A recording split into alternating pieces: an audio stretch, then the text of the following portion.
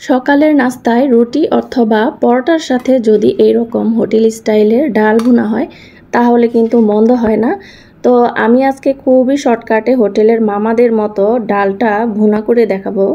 তো এই ডালটা একটু খেতে স্পেশালি লাগে। তো প্রথমেই আমি রান্নার জোগাড় করার আগেই ডালটা ভিজিয়ে নিলাম। এই ছোলা বুটের ডাল আমরা সবাই চিনি। তো এটা দিয়ে মূলত মাংস খাওয়া হয় অথবা খিচুড়িতে ব্যবহার করা হয়, আর এটা হোটেলে ভুনাও করে রুটি পরোটার সাথে।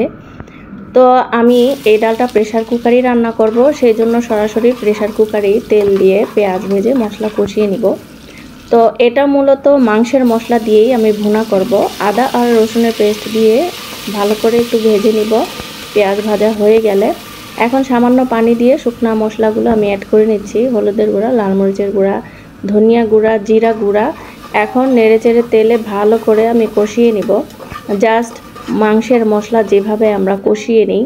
তো দিয়ে দিলাম তেজপাতা আর দিয়ে দিলাম দারুচিনি, এলাচ। তো ডাল ভুনাটা ভাতের সাথে খেলে মশলা বেশি হলে সমস্যা নাই, কিন্তু রুটির সাথে খেলে মশলা একটু কম দিলেই ভালো।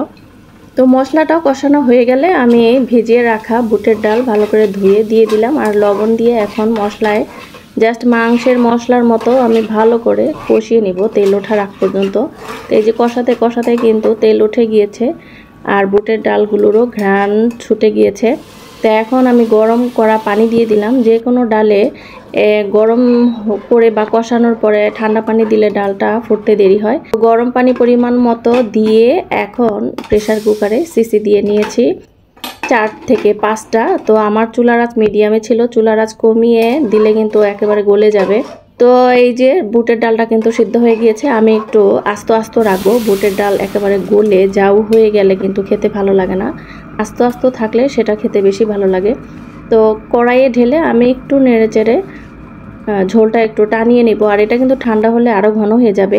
তো অন্য চুলায় আমি রুটি ভেজে নিচ্ছি। আমরা পরোটা খুব কমই খাই, তৈলাক্ত পরোটা খেতে ভালো লাগে না। তো হয়ে গেল আমার সকালে নাস্তার জন্য বুটের ডাল ভুনা। এটা সপ্তাহে 2-1 দিন রাখলে ভালো হয়, প্রতিদিন খেতে ভালো লাগে না আর।